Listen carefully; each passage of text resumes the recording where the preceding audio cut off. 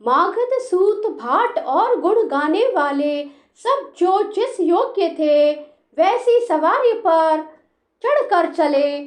बहुत जातियों के खच्चर, ऊंट और बैल, असंख्य प्रकार की वस्तुएं लाद लाद कर चले।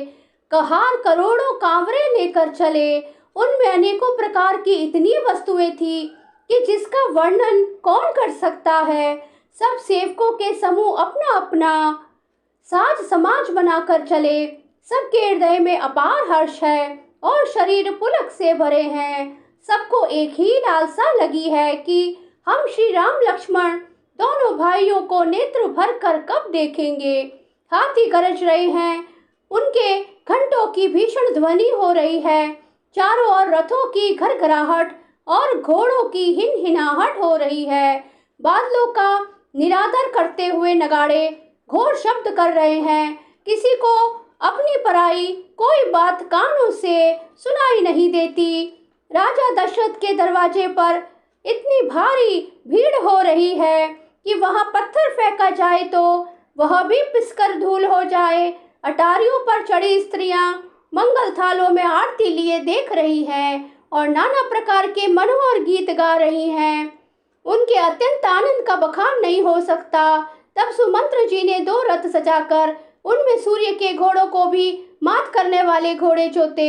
दोनों सुंदर रथ वे राजा दशरथ के पास ले आए, जिनकी सुंदरता का वर्णन सरस्वती से भी नहीं हो सकता। एक रथ पर राजसी सामान सजाया गया और दूसरा जो तेज का पुंज और अत्यंत ही शोभायमान था।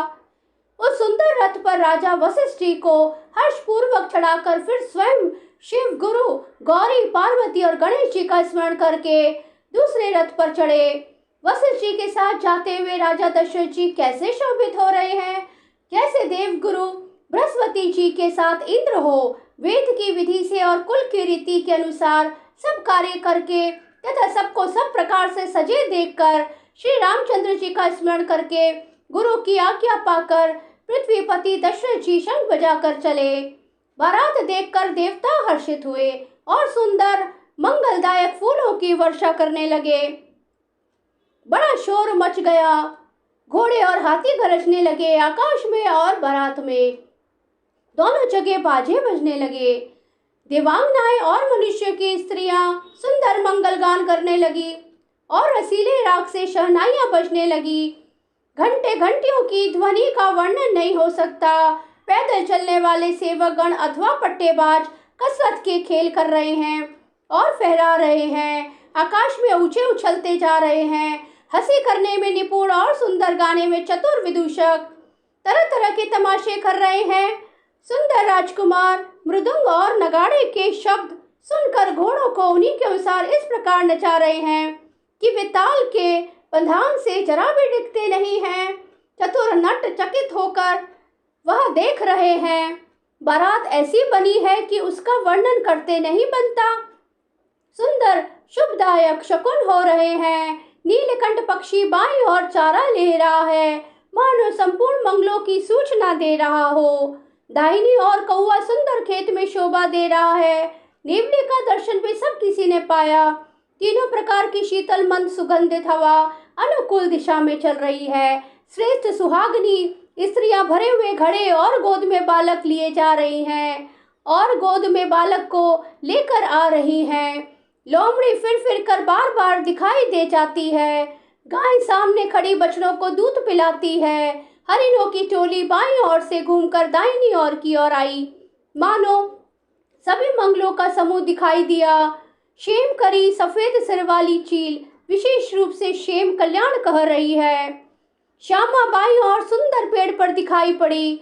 दही, मछली और 2 विद्वान ब्राह्मण हाथ में पुस्तक लिए हुए सामने आए। सभी मंगलमय, कल्याणमय और मनोवांछित फल देने वाले शकुन मानो सच्चे होने के लिए एक ही साथ हो गए। स्वयं सगुण ब्रह्म जिसके सुंदर पुत्र हैं, उसके लिए सब मंगल शकुन सुलभ है। जहाँ श्री रामचंद्र जी सरीखे दूल्हा और सीता जी जैसी दुल्हन है तथा दशरथ जी और जनक जी जैसे पवित्र समधी हैं, ऐसा विवाह सुनकर मानो सभी शकुन नाच उठे और कहने लगे, अब ब्रह्मा जी ने हमको सच्चा कर दिया। इस तरह बारात ने प्रस्थान किया। घोड़े हाथी गरज रहे हैं और नगाड़ों पर चोट लग रही है। सूर्यवंश के पताका स्वरूप दशरथ जी को आते हुए जानकर जनक जी ने नदियों पर पुल बंधवा दिए। बीच बीच में ठहरने के लिए सुंदर घर पड़ाव बनवा दिए, जिनमें देवलोक के समान संपदा छाई हुई है और जहां बारात के सब लोग अपने अपने मन की पसंद के अनुसार सुहावने उत्तम भोजन, बिस्तर और वस्त्र पाते हैं।